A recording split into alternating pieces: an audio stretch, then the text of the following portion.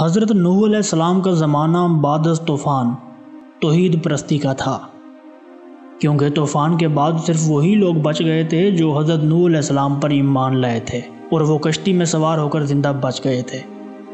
ان کی اولاد سے ہی توحید پرستی جاری ہوئی تھی، لیکن زمانے کی رفتار کی بے ڈھنگی کے ساتھ دوسری نسلوں نے زمانی فاصلے طے کیے تو توحید کی تعلیم لوگوں کے دلوں سے محو ہوتی چلی گئی اور لوگوں کے گھروں میں گمراہی نے ڈیرے ڈال دیے۔ اسی دوران اس قوم میں کوئی بھی نبی مبعوث ہو کر نہیں آیا اور پوری قوم ہدایت سے محروم تھی۔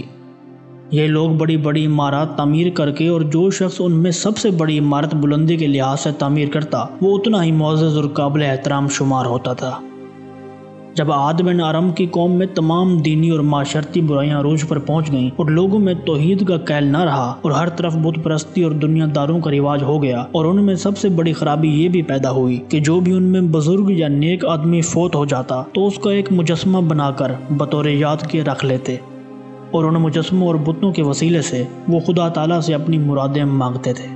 جب اس قوم میں مشرکانہ کاوشیں عروج پر پہنچ گئیں اور ان میں راسخ ہو گئیں تو اللہ تعالیٰ کی عصمت جوش میں آ گئی اور ان پر رحم آیا، تو حضرت ہود علیہ السلام کو انہی میں سے ان کی ہدایت کے لیے مبعوث فرمایا۔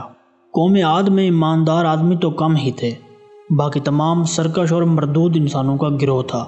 ان تمام کو حضرت ہود علیہ السلام کی تبلیغ برداشت نہ ہوئی، اس لیے انہوں نے مذاق کرنا شروع کر دیا۔ لوگوں نے حضرت ہود علیہ السلام کو پاگل اور بے وقوف کہنا شروع کر دیا اور غیرت حق حرکت میں آ گئی، جس کی ابتدا کچھ یوں ہوئی۔ سب سے پہلے خشک سالی نے عذاب کی شکل اختیار کی، مگر لوگ راہ راست پر آ کر ایمان نہ لائے۔ اس کے بعد دوبارہ عذاب الہی تیز و تند ہوا کی شکل میں آیا، اور 8 دن اور 7 راتیں مسلسل تیز و تند ہوا کے طوفان اٹھے، اور جس نے آبادی کو تباہ و برباد کر دیا۔ جس طرح آندھی سے تناور درخت بے جان ہو کر اڑتے ہیں، اسی طرح ان کو صفحہ ہستی سے مٹا دیا گیا، تاکہ آنے والی نسلوں کے لیے عبرت و نصیحت کا مقام ہو۔ اللہ تعالیٰ نے اپنے پیاروں کو بچا لیا، اور حضرت ہود علیہ السلام اور ان کے مخلص پیروکاران اسلام عذاب الہی سے بچ گئے، اور وہ سرکش و باغی قوم کی سرکشی اور بغاوت سے بھی محفوظ رہے۔ حضرت ہود علیہ السلام وہاں سے ہجرت کر کے اپنے پیروکاران کو ساتھ لے کر، جن کی تعداد 400 کے قریب تھی، حجاز لے گئے۔ اس کے بعد حضرت ہود علیہ السلام برابر تبلیغ کا کام کرتے رہے۔